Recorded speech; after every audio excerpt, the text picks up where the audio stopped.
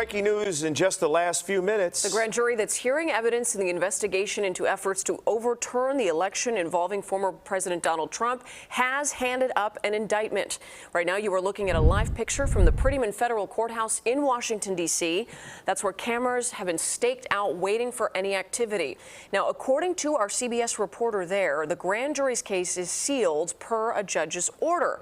So we are still waiting to learn more. This grand jury is looking into Trump's actions after he lost the 2020 presidential election, as well as the events surrounding January 6th. Special counsel Jack Smith notified Trump's legal team that the former president was the target of an investigation. Possible charges include conspiracy to commit an offense or defraud the United States, obstruction of official proceeding, and deprivation of rights. Again, we've learned the grand jury has handed up that indictment, but it's sealed. There's also another looming indictment out of Georgia. We will send it now to a special report from CBS News.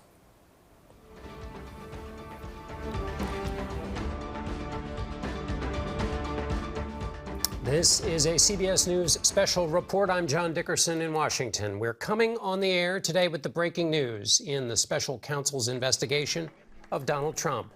CBS News has learned that a federal grand jury has voted to indict the former president for his attempt to overturn the results of an election he lost, up to and including his role in the January 6th attack on the U.S. Capitol. This is the second time in American history that a president, current or former, has been criminally indicted by the Department of Justice. In both cases, that president is Donald Trump.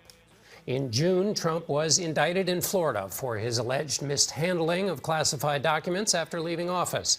Today's indictment is related to efforts by Trump to challenge the results of an election he lost. Up to. CBS News has learned that attorneys for President Trump met with federal prosecutors in the special counsel's office last Thursday. Mr. Trump then posted on his social media not long after that meeting.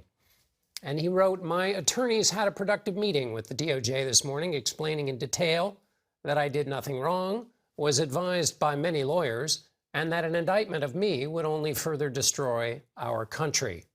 CBS News correspondent Scott MacFarlane is outside the courthouse where the former president's indictment was just handed up by the grand jury. Scott?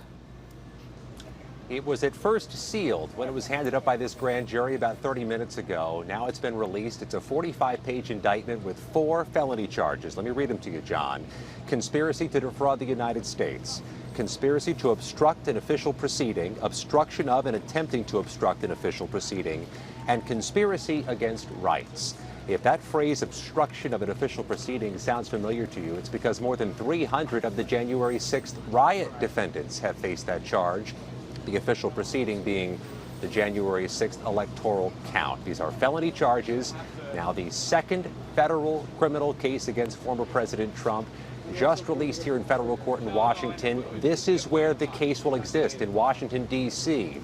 And based upon the nomenclature of the case number, John, I can tell you this case appears to be assigned to Judge Tanya Chutkin, a 2014 Obama administration appointee who has been noticeably and particularly critical of what happened at the Capitol January 6th and has had some criticisms for the former president when she handles the sentencings of many of the January 6th defendants who've come through her court. So it's 4 charges that do align, John, with what we had from the target letter Donald Trump acknowledged receiving on July 15th. It's that language that indicated obstruction of an official proceeding and conspiracy against rights. We're going to read through the 45 pages of this indictment just released, as handed up by a grand jury and its foreperson at 5:15 Eastern Time today, August 1st, 2023. Scott, we're looking right now at the front page of the indictment. And would you go through for us those 4 counts again, for those of us who are not as well versed in this as you are? And as you say, this tracks essentially what the expectation was. But go through those 4 counts again, if you would. 3 of them have the phrase conspiracy in them, which is somewhat common in a federal case and certainly begs the question, are there more defendants to come? Would it take more than one person to execute a conspiracy? It's conspiracy to defraud the United States, conspiracy to obstruct an official proceeding. Again, there's a very common charge from the Justice Department in January's 6 cases overall. Obstruction of, an attempt to obstruct an official proceeding, again, that official proceeding being the January 6th electoral count, which was very much obstructed for several hours that day, and conspiracy against rights, which is a broader term for a charge that goes against people who have power, positions of authority. In some cases, it's police officers facing that charge, or even judges in the past have faced that charge. In this case, it'd be a former president of the United States. There's a lot of granular detail in this indictment we're going to pick up on. But those 4 broad-based counts don't come as a surprise, John, based on what was in the target letter Donald Trump received. There were certain statutes quoted in that target letter that indicated these very charges. But this is an initial indictment of Donald Trump. His first federal case is in the Southern District of Florida. His second federal case right here in the nation's capital in Washington. And Scott, give us a sense very quickly, if you would, of the drama, if there was any, of this proceeding, or was it otherwise kind of business as usual in the federal courthouse? This happened in what I would characterize as a garden variety way. The magistrate judge on duty, Mokshila Upadhyay, was handling grand jury returns today, and about 5 p.m. Eastern time, 2 different prosecutors came in. A Department of Justice prosecutor to hand up from a grand jury 2 different charges on 2 unrelated cases, and then an attorney who's been associated with special counsel Jack Smith's case came in and announced the handing up of 1 indictment. The grand jury foreperson in the case was there in the room. They didn't give the initials or the name of the defendant in that case, as is often the case when grand jury indictments are returned. They said they wanted that case sealed. Well, it is now suddenly available and unsealed to the public. A 4-count felony count indictment of the former president. And just one note, logistically here, when you have a federal felony case, it has to come from a grand jury. A prosecutor doesn't do that unilaterally. It comes through the grand jury system, which is why we've been on high alert throughout this day, because the grand jury was seen here early this morning, departed here mid-afternoon, but the grand jury foreperson wasn't seen leaving. So we were expecting some movement in court. It had happened after court closing hours at about 5:15 Eastern. All right, Scott McFarland, thank you so much with the latest reporting. Robert Costa, your thoughts on these 4 charges? This is a stunning moment in American history. A former president of the United States has been accused of trying to defraud the United States. And this was, in the words of the special counsel in this indictment, a sprawling conspiracy to overturn a presidential election, not with Trump as some kind of accomplice, but as the person really spearheading the entire operation inside the Oval Office, pulling every lever of power, trying to pressure his vice president to overturn the election. We know former Vice President Mike Pence has been a key witness in this January 6th investigation. Conspiracy to work with someone like John Eastman, the outside conservative lawyer who authored what's called a blueprint for a coup, a 2-page document saying that Trump could falsely argue that there was voter fraud, and thus the election needed to be sent back to the states. And why the term defraud the United States?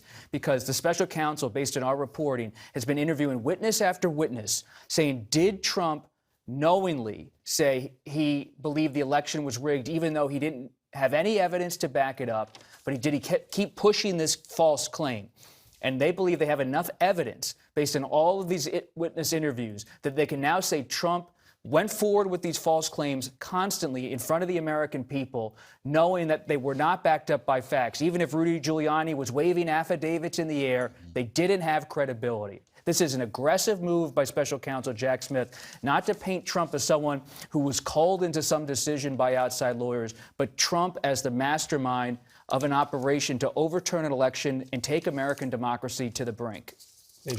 So the indictment says the former president of the United States spread lies, that he knew that they were lies, and the things that he was saying, not only he had reason to know, but actually knew were false. And to pick up on Bob's point, that makes the former president the central actor in the greatest crisis played out on live television about the peaceful transition of power in our country's history.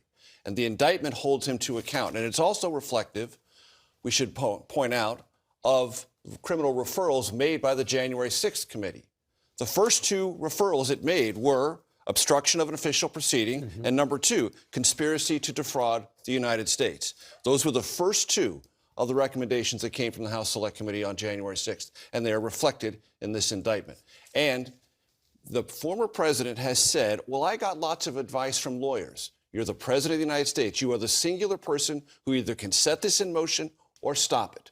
This indictment and the available record, public and otherwise, indicate and confirm he was the central actor, he set it in motion, and now the law and the facts will try to hold him accountable. Jeff Begay's Jack Smith will speak at 6 o'clock this evening, we're being told. What do you make of this indictment? Well, let me first talk about what we're expecting from Jack Smith, if you don't mind.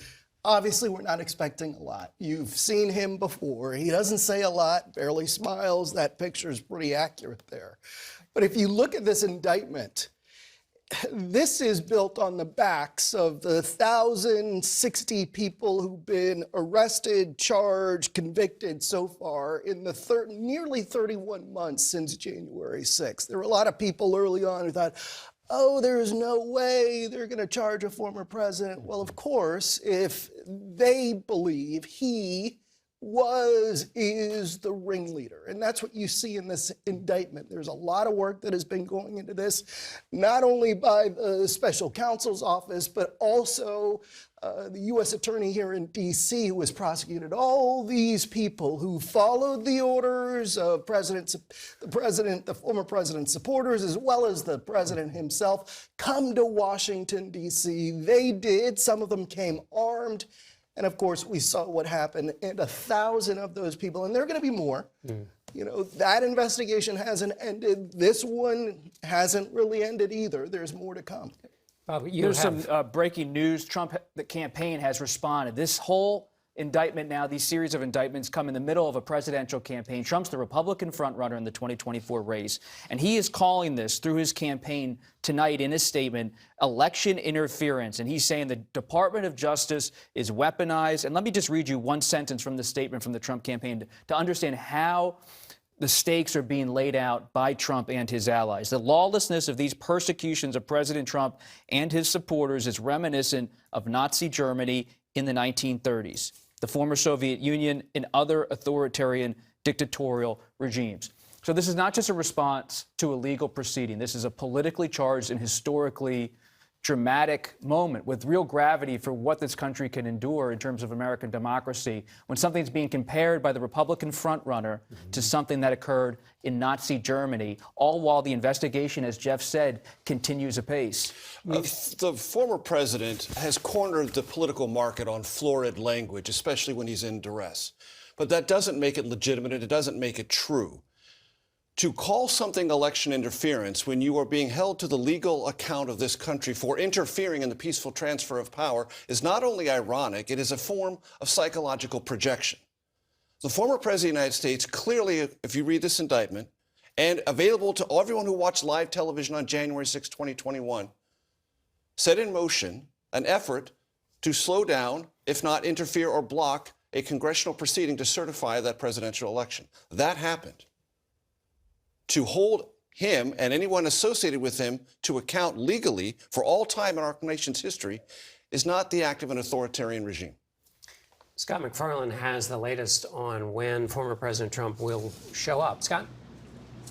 Our latest reporting, John, is that Donald Trump will make an appearance here at the federal courthouse in Washington, 4 p.m. Eastern time on Thursday. In short order, 48 hours after he's charged, he'll make his appearance here in Washington, D.C. This courthouse is massive. It's like the size of a small college basketball arena. 6 floors, dozens of courtrooms, many judges. His appearance will be before the same magistrate judge to whom this indictment was handed up today, Judge Mokshila Obadiah. She's the magistrate judge who handles initial appearances. In some cases, she handles arraignments. That's where Donald Trump will appear. If it's in her courtroom, it's the 2nd floor, courtroom 5 of this federal courthouse, but any number of security protocols will likely go into place, just like they did in Manhattan when the former president appeared there for court, just like they did in Miami when the former president appeared there for court. There are 3 entrances to this courthouse. It's a giant, and likely some of the areas here will be closed off for what is typically in the federal system a short initial appearance, measured in minutes. Not a lengthy procedure, but nevertheless an historic procedure with Donald Trump appearing here in 2 days. Scott McFarland, thank you.